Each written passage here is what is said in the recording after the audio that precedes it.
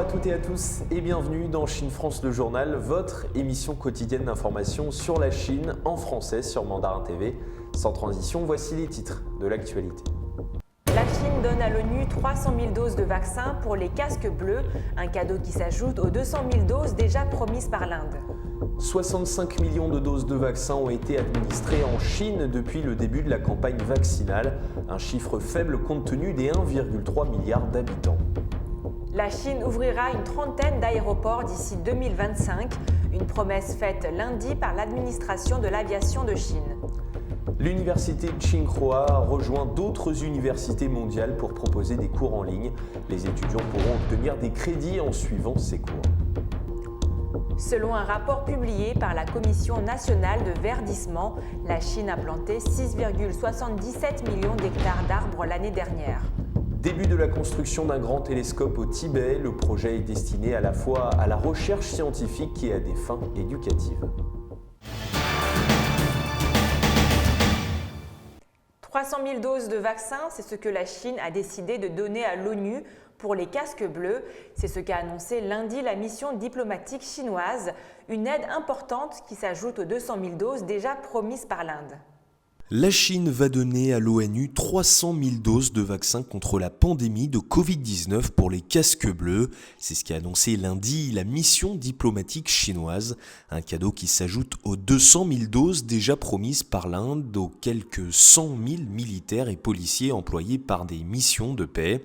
Le 15 mars, l'ambassadeur chinois Zhang Jun auprès de l'ONU a envoyé une lettre au secrétaire général Antonio Guterres pour l'informer de la décision de la Chine de donner 300 000 doses de vaccins anti-Covid-19 aux casques bleus, avec une priorité pour ceux déployés en Afrique, indique un communiqué de la mission chinoise. C'est une étape supplémentaire pour faire des vaccins chinois un bien public mondial et aussi une démonstration de soutien ferme et continu de la Chine à l'ONU et au multilatéralisme, a ajouté le communiqué. Le 17 février, le chef de la diplomatie chinoise avait déclaré devant le Conseil de sécurité lors d'une session ministérielle consacrée aux vaccins que son pays entendait fournir des doses pour les casques bleus, mais il n'en avait pas précisé le nombre. Le même jour et à la même réunion, son homologue indien, Jai Shankar, avait annoncé que son pays allait donner 200 000 doses pour les 100 000 casques bleus déployés dans le monde, soit 2 doses par personne, avait-on précisé de sources diplomatiques indiennes. Aucun des deux pays donateurs n'a précisé à ce stade le type de vaccins qui seront donnés. Si les opérations de paix mobilisent dans le monde quelques 100 000 militaires et policiers, ces derniers sont amenés à être relevés de manière régulière ou remplacés par des unités d'autres pays, justifiant un nombre de doses supérieur au nombre de militaires et policiers déployés à l'instant T. Au 15 mars, la Chine avait fourni une assistance vaccinale à 69 pays et à 2 organisations internationales et exporté des vaccins vers 28 pays, a précisé la mission diplomatique chinoise dans son communiqué. Et toujours dans l'actualité Covid-19, le chiffre total des vaccinations en Chine a été dévoilé. Depuis le début de la campagne vaccinale, 65 millions de personnes ont déjà reçu une dose. Un bilan qui peut paraître faible compte tenu des 1,3 milliard d'habitants. Mais du fait de la faible transmission actuelle du virus dans le pays, les autorités se veulent rassurantes. Un total de 65 millions de doses de vaccins contre le Covid-19 ont été administrées en Chine et la capacité de production actuelle du pays est suffisante pour répondre à la demande combinée des vaccinations domestiques, de l'aide à l'étranger et des exportations, ont annoncé lundi des responsables chinois. D'après certains experts contactés par le Global Times, la Chine n'est pas en retard dans sa campagne de vaccination, compte tenu de la faible transmission actuelle du virus et la saison à haut risque à venir. Les vaccins distribués par la Chine à l'étranger pourraient ailleurs aider à soulager la pression des infections importées. Lin Bin, le directeur adjoint de la Commission nationale de la santé, a déclaré lundi lors d'une conférence de presse que 64,98 millions de doses de vaccins contre le Covid-19 avaient été administrées en Chine. La Chine enregistre un taux d'administration du vaccin relativement faible avec 4,6 doses administrées pour 100 personnes. En comparaison, ce nombre passe à 32 pour les États-Unis, 66 pour les Émirats arabes unis et plus de 108 pour Israël, l'un des pays dont la campagne de vaccination est la plus rapide au monde. Cette comparaison a déclenché des inquiétudes en Chine. Certains se demandent si le pays est en train de prendre du retard dans cette course à la vaccination et court le risque d'un déficit de protection immunitaire. Pourtant, les officiels et les experts se veulent rassurants, le rythme de la Chine est tout à fait approprié. Les infections n'ont pas ralenti de manière significative aux États-Unis, alors même que le pays met tout en œuvre pour accélérer la vaccination.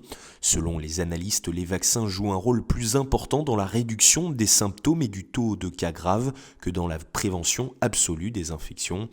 Tao Lina, une experte des vaccins basée à Shanghai, a expliqué que les accomplissements de la Chine en matière de contrôle épidémique ont donné au pays une fenêtre plus large pour la vaccination.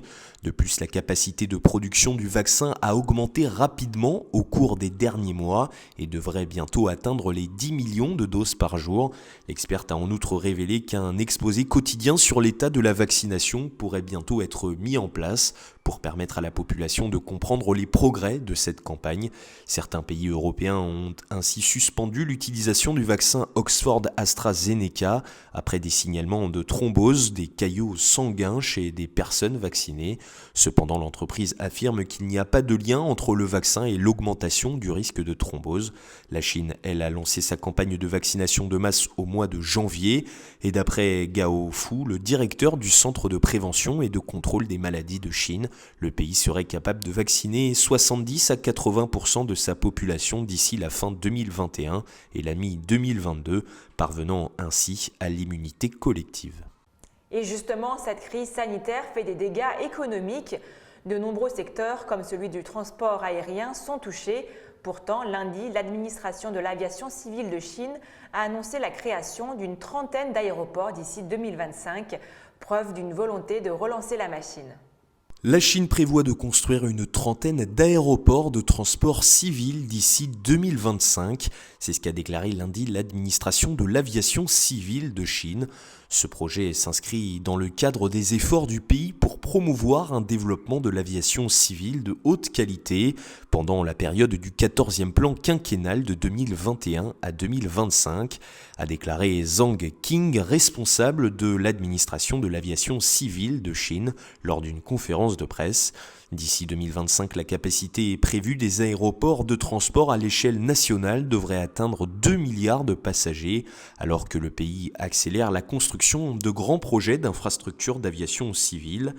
Selon Zhang Qing, l'administration de l'aviation civile de Chine contribuera au paradigme de développement de la Chine marqué par la double circulation, répondant ainsi aux besoins de la population concernant un transport aérien diversifié et une logistique modernisée. Le paradigme de développement à double circulation permet notamment au marché national et au marché étranger de se renforcer mutuellement avec le marché intérieur comme pilier. Zoom sur un autre secteur maintenant, celui de l'immobilier. En février, les prix ont enregistré une légère hausse, principalement dans les grandes villes comme Beijing, Shanghai ou encore Shenzhen, comme nous vous l'expliquons dans ce sujet. La Chine a continué à avoir un marché immobilier stable en février, affichant une légère croissance mensuelle des prix des logements dans 70 villes majeures, selon des données officielles publiées lundi. Les prix des logements neufs dans 4 villes de premier rang, dont Beijing, Shanghai, Shenzhen et Guangzhou, ont augmenté de 0,5% en février, contre une augmentation de 0,6% enregistrée en janvier, selon les données du Bureau national des statistiques. Les prix des logements neufs dans 31 villes de deuxième rang du pays ont augmenté de leur côté de 0,4%, tandis que dans 35 villes de troisième rang, le taux de croissance était de 0,3% le mois dernier. Le marché de la revente dans les villes de premier rang a vu les prix augmenter de 1,1% en février, en baisse de 0,2 points de pourcentage par rapport à janvier. Les prix de revente des logements, eux, ont augmenté de 0,4%, glissement annuel dans les villes de deuxième rang, et de 2% dans les villes de troisième rang. L'université Tsinghua s'associe à d'autres établissements universitaires en proposant des cours en ligne à ses étudiants et à d'autres étudiants étrangers. Le projet se nomme Classe mélangée mondiale. Parallèlement, les étudiants de Tsinghua pourront suivre des cours à distance à l'université de Saint-Pétersbourg en Russie ou de Milan en Italie. Ce semestre de printemps, l'université Tsinghua a lancé le projet Classe mélangée mondiale en proposant des cours en ligne à ses étudiants et à d'autres étudiants étrangers. Selon l'université, les cours sont organisés par Tsinghua et plusieurs institutions internationales et les étudiants peuvent obtenir des crédits en suivant ces cours.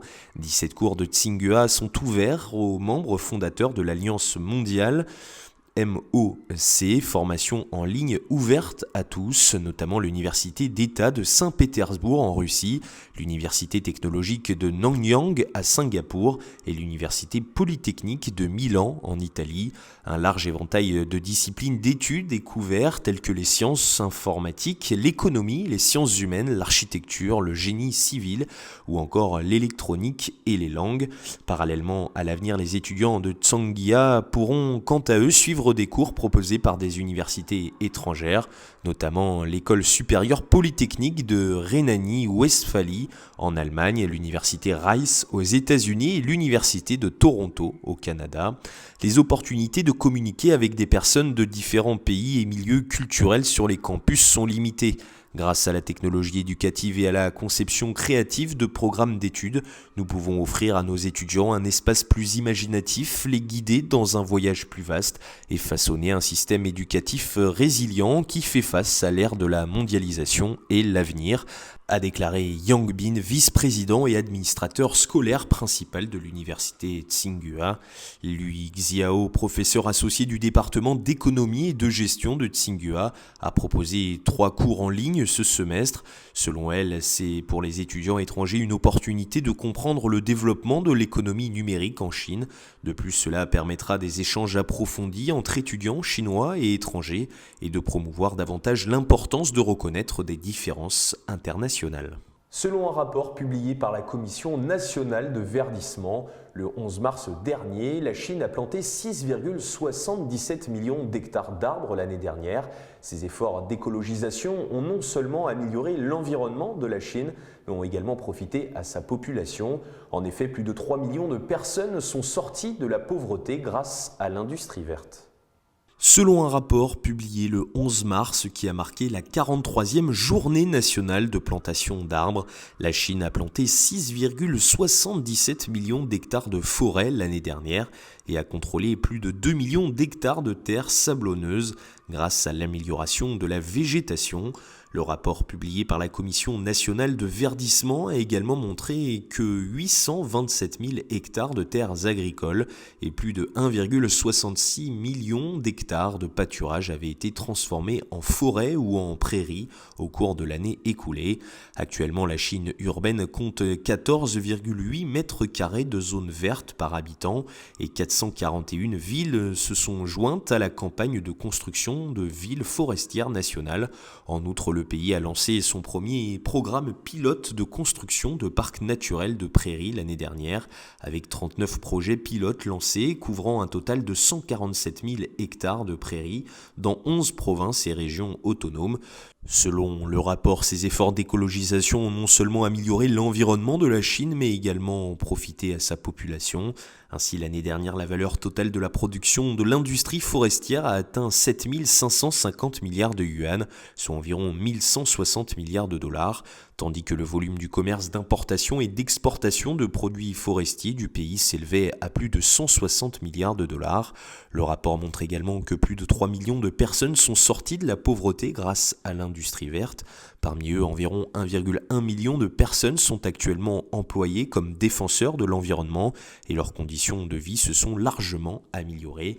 Le boisement fait également partie des efforts du pays pour respecter ses engagements internationaux, renforcés en matière d'atténuation du changement climatique. Par ailleurs, selon le rapport, le stockage du carbone forestier en Chine était d'environ 9,18 milliards de tonnes l'an dernier, ce qui a concrétisé l'engagement du pays envers la communauté internationale. Enfin, a indiqué l'administration nationale des forêts et des prairies, la Chine compte actuellement 220 millions d'hectares de forêt, avec un volume total de stock forestier de 17,5 milliards de mètres cubes. Un autre rapport sur un autre sujet, cette fois, met en lumière les qualités des femmes nées après 1995. Ces dernières seraient par exemple plus patriotiques et plus indépendantes que leurs aînées. Un certain nombre d'entre elles décident également de retourner sur le marché du travail après avoir accouché, un choix bien plus rare en Chine qu'en Occident. Un rapport publié le 8 mars a révélé que les principales caractéristiques des femmes chinoises nées après 1995 comprennent le fait d'être plus patriotiques, plus indépendantes ou encore d'avoir de meilleures capacités à débattre. Publié par l'Institut Mobtech, le rapport note également que cette génération particulière de femmes aime promouvoir la culture minoritaire comme le hangfu ou le cosplay. Le rapport suggère que la proportion de femmes post-95 disposant d'un niveau élevé d'instruction et de revenus est plus importante que celle des hommes. Ces femmes sont également plus disposées à dépenser de l'argent pour elles-mêmes, en particulier sur des produits tels que les cosmétiques. Mais au lieu d'acheter des marques de luxe internationales, les deux marques de cosmétiques qui ont retenu leur faveur sont les marques locales, Florasis et Perfect Dairy. Les femmes de l'après-95 sont également plus susceptibles d'exprimer leur point de vue sur les réseaux sociaux et d'agir de manière plus indépendante, par exemple en ne s'appuyant pas sur leurs parents pour s'occuper de leurs enfants, ajoute le rapport. Le rapport note également qu'un plus grand nombre de femmes post-95 ont des enfants par rapport à celles des années 85 dans les villes de 3e, 4e et 5e catégorie. Toutefois, seulement 29,1% des familles post-1995 demandent de l'aide à leurs parents pour élever leurs enfants, comparativement à 34,9% pour les familles de celles nées dans les années 1985.